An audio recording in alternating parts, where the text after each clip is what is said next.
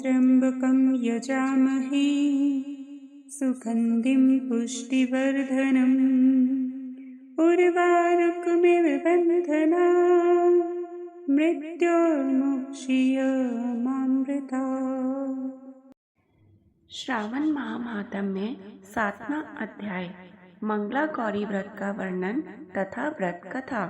ईश्वर बोले, हे सनत कुमार, अब मैं अति उत्तम भौम व्रत का वर्णन करूंगा, जिसके अनुष्ठान करने मात्र से वैधव्य नहीं होता है। विवाह होने के पश्चात 5 वर्षों तक यह व्रत करना चाहिए। इसका नाम मंगला गौरी व्रत है। यह पापों का नाश करने वाला है। विवाह के पश्चात प्रथम श्रावण शुक्ल पक्ष में पहले मंगलवार को यह व्रत आरंभ करना चाहिए। केले के खंभों से सुशोभित एक पुष्प मंडल बनाना चाहिए और उसे अनेक प्रकार के फलों तथा रेशमी वस्त्रों से सजाना चाहिए।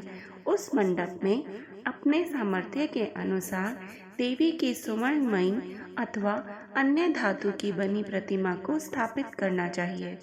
उस प्रतिमा को 16 उपचारों से, 16 दूर्वा दलों से, 16 चावलों से तथा 16 चने की दालों से मंगला गौरी नामक देवी की पूजा करनी चाहिए और 16 बत्तियों से 16 दीपक जलाने चाहिए। दही तथा भात का नैवेद्य भक्ति पूर्वक अर्पित करना चाहिए।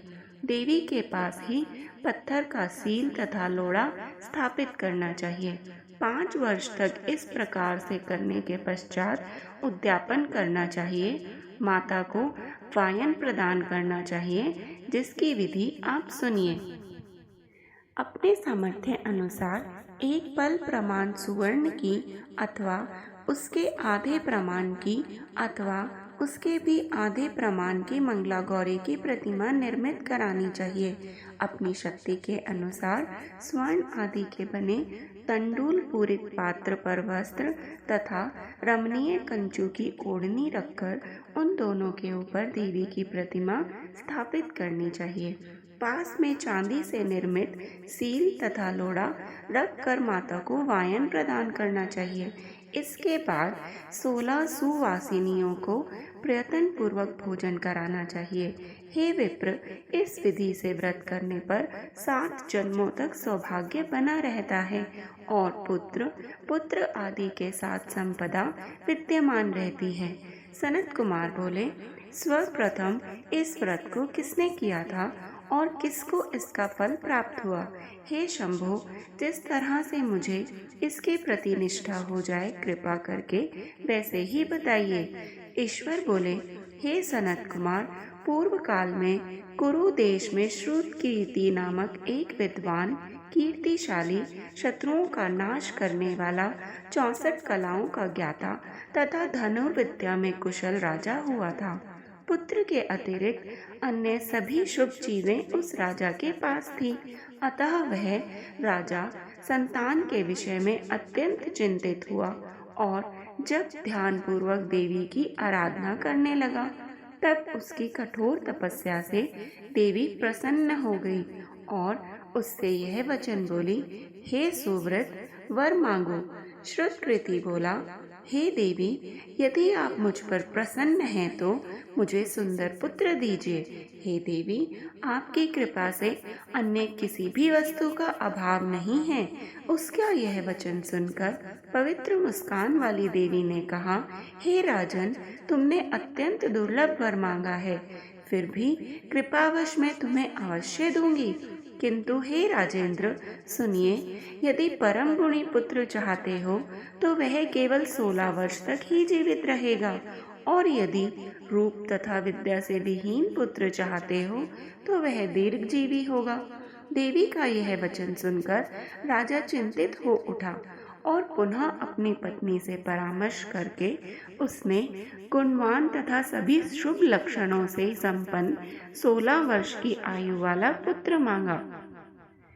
तब देवी ने भक्ति संपन्न राजा से कहा, हे नृपनंदन, मेरे मंदिर के द्वार पर आम का वृक्ष है, उसका एक फल लाकर मेरी आज्ञा से अपनी भार्या को उसे भक्षण हेतु प्रदान करो, जिससे वह शीघ्र ही गर्भ धारण करेगी, इसमें कोई संदेह नहीं है। प्रसन्न होकर राजा ने वैसा ही किया और उसकी पत्नी ने गर्भ धारण कर लिया।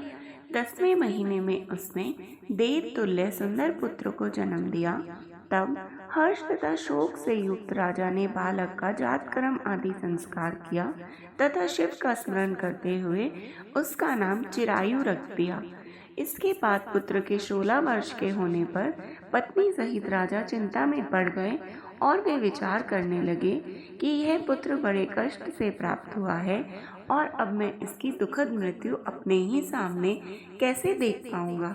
ऐसा विचार करके राजा ने पुत्र को उसके मामा के साथ काशी भेज दिया। प्रस्थान के समय राजा की पत्नी ने अपने भाई से कहा कि कार्पटिक का वेश धारण करके आप मेरे पुत्र को काशी ले जाइए। मेरे भगवान मृत्युंजय से पूर्व में पुत्र के लिए प्रार्थना की थी और कहा था कि हे विश्वेश, आप जगतपति की यात्रा के लिए मैं उस पुत्र को अवश्य भेज दूंगी, अतः आप मेरे पुत्र को अभी और आज ही ले जाइए और सावधानी पूर्वक इसकी रक्षा कीजिएगा। अपनी बहन की यह बात सुनकर भांजे के साथ वह चल पड़ा। कई दिनों तक चलते चलते वह आनंद नामक नगर में पहुंच गया। वहां सभी प्रकार की समृद्धियों से संपन्न वीरसेन नाम वाला राजा रहता था। उस राजा की एक सर्व लक्षण संपन्न युवा अवस्था प्राप्त मनोहर तथा रूप लावण्यमयी मंगला गौरी नामक कन्या थी। सभी उपमानों को तुच्छ करके सौंदर्य अभिवृद्धि को प्राप्त वह कन्या किसी समय सखियों के साथ नगर के उपवन में क्रीड़ा करने के लिए गई हुई थी। उसी समय वह चिरायु तथा उसका मामा वे दोनों भी वहां पहुंच गए और उन कन्याओं को देखने की लालसा से वहीं विश्राम करने लगे। इसी बीच विनोद पूर्वक क्रीड़ा करती हुई उन कन्याओं में से किसी एक ने कुपित होकर राजकुमारी को डांटा, यह कुवचन कह दिया। तब उस अशुभ वचन को सुनकर राजकुमारी ने कहा, तुम अनुचित बात क्यों बोल रहे हो? मेरे कुल में तो कोई इस प्रकार का नहीं है। मंगला गौरी की कृपा से तथा उनके व्रत के प्रभाव से विवाह के समय जिसके सर पर मेरे हाथ से अक्षत पड़ेंगे, हे सखी, वह यदि अल्प आयु वाला भी होगा तो भी चिरंजीवी हो जाएगा। इसके बाद वह सभी कन्याएं अपने अपने घर चली गई। उसी दिन राजकुमारी का विवाह था। बालहिक देश के दृढ़ धर्मा नामक राजा के सुकेतु नाम वाले पुत्र के साथ उसका विवाह निश्चित किया गया था। वह सुकेतु विद्याहीन, कुरूप तथा बहरा था। तब सुकेतु के साथ आए हुए उन लोगों ने विचार किया कि इस समय कोई दूसरा श्रेष्ठ वर ले जाना चाहिए और विवाह संपन्न हो जाने के बाद वहां सुकेतु पहुंच जाए। उन लोगों ने चिरायु के मामा के पास जाकर याचना की कि आप इस बालक को हमें दे दीजिए, जिससे हमारा कार्य सिद्ध हो जाए। इस पृथ्वी पर परोपकार के समान दूसरा कोई धर्म नहीं है। उनकी बात सुनकर चिरायु का मामा मन ही मन बहुत प्रसन्न हुआ, क्योंकि इसने उपवन में पहले ही कन्या मंगला गौरी की बात सुन ली थी। और फिर भी उसने एक बार कहा कि आप लोग इसे किस लिए मांग रहे हैं? कार्य की सिद्धि हेतु वस्त्र, अलंकार आदि मांगे जाते हैं, वर तो कहीं भी नहीं मांगा जाता। तथापि आप लोगों का सम्मान रखने के लिए मैं इसे दे रहा हूँ। इसके बाद चिरायु को वहां ले जाकर उन लोगों ने विवाह संपन्न करा दिया। सब पदी आदि हो जाने पर रात्रि में शिव पार्वती की प्रतिमा के समक्ष उस चिरायु ने हर्षयुक्त होकर मंगला गौरी के साथ शयन किया। उसी दिन चिरायु के 16 वर्ष पूर्ण हो चुके थे और अर्धरात्रि में साक्षात काल सर्प रूप में वहां आ गया। इसी बीच संयोगवश राजकुमारी जाग गई। उसने उस महासर्प को वहां देखा और वह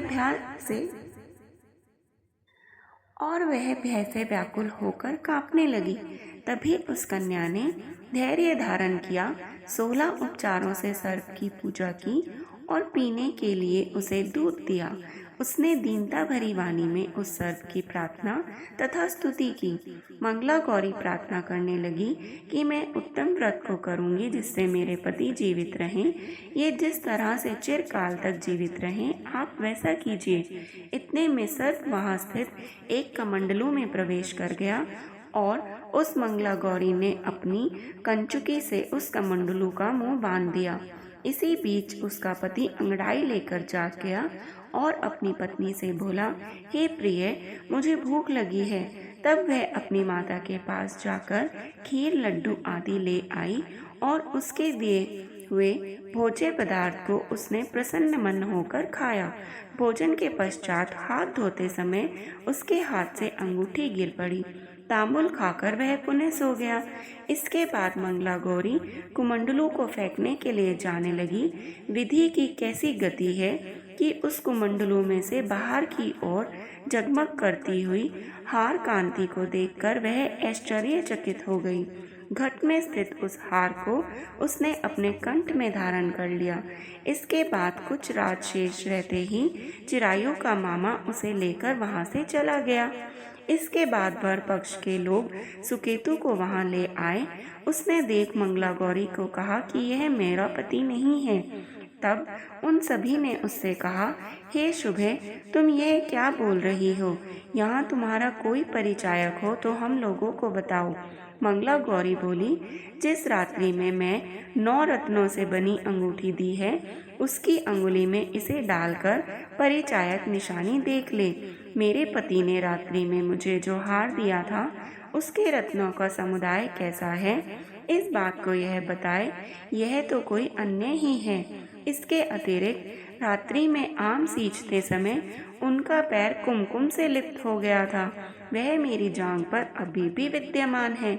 उसे आप लोग शीघ्र देख लें। साथ ही रात में परस्पर भाषण तथा भोजन आदि जो कुछ किया गया था, उसे भी यह बता दे। तब यह निश्चित ही मेरा पति है। इस प्रकार उसका वचन सुनकर सभी ठीक है कहने लगे। किंतु जब एक भी बात न मिली, तब सभी ने सुकेतु को उसका पति होने से निषिद्ध कर दिया और वर पक्ष वाले जिस तरह से आए थे उसी तरह से चले गए। उसके बाद अपने वंश को बढ़ाने वाला, महान यश से संपन्न तथा परम मनस्वी मंगला गौरी के पिता ने अन्न पान आदि का सत्र चलाया। उन्होंने वर पक्ष का वृतांत कानों कान सुन लिया कि स्वरूप से कुरूप होने के कारण लोगों के द्वारा किसी अन्य को वर के रूप में आदर पूर्वक लाया गया था। तब उन्होंने अपनी कन्या को पर्दे के भीतर बिठा दिया। इसके बाद 1 वर्ष बीतने के पर यात्रा करके चिरायु अपने मामा के साथ देखने आया कि विवाह के बाद वहाँ क्या हुआ। तब उसे गवाक्ष के भीतर से देखकर वह मंगला गौरी अत्यंत प्रसन्न हुई और माता पिता से बोली कि मेरे पति आ गए हैं। राजा ने अपने सुहृजनों को बुलाकर पूर्व में कहे गए सभी परिचायकों को निशानी को देखकर मंद मुस्कान वाली अपनी कन्या चिरायु को सौंप दी। राजा ने शिष्ट जनों का साथ लेकर विवाह का उत्सव कराया और इसके बाद राजा वीरसेन ने वस्त्र, आभूषण आदि, सेना, घोड़े, रथ और अन्य भी बहुत सी सामग्रियां देकर उन्हें विदा कर दिया। उसके बाद कुल को आनंदित करने वाला वह चिरायु पत्नी तथा मामा को साथ लेकर सेना के साथ अपने नगर पहुंचा। लोगों के मुख से उसे आया हुआ सुनकर उसके माता पिता को विश्वास ही नहीं हुआ। उन्होंने सोचा कि प्रारब्ध अन्यथा कैसे हो सकता है। इतने में वह अपने माता पिता के पास आ गया और स्नेह से परिपूर्ण वह चिरायु भक्ति पूर्वक उनके चरणों में गिर पड़ा। तब अपने पुत्र का मस्तक सूंघकर उन दोनों ने परम आनंद प्राप्त किया। पुत्र वधू मंगला गौरी ने भी सास ससुर को प्रणाम किया।